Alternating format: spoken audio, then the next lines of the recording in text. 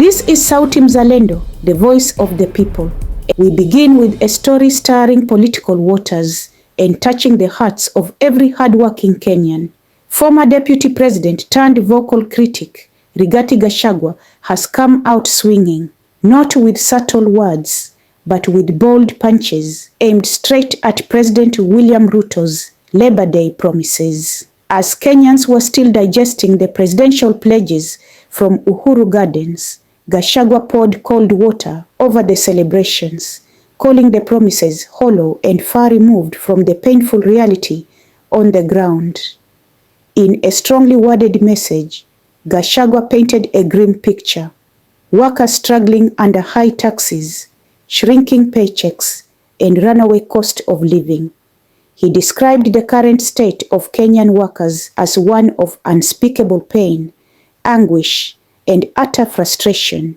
His message resonated with many who feel left behind as government policies squeeze every last shilling from their pockets.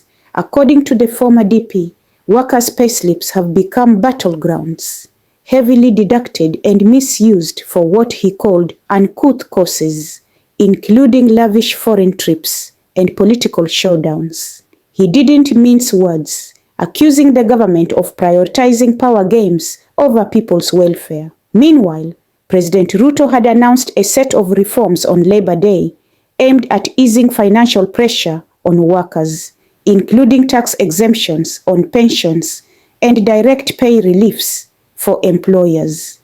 It was meant to be a moment of hope, but he wasn't buying it. He dismissed the measures as cosmetic changes that do not touch the heart of the real problem: a rising cost of living and a leadership that, according to him, has forgotten the people at the grassroots.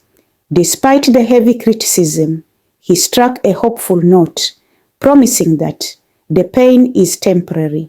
He assured Kenyans that better days are coming as he and his allies work on plans to restore dignity to workers' earnings. A bold claim, one that many will be watching closely. Now, viewers, let's talk straight.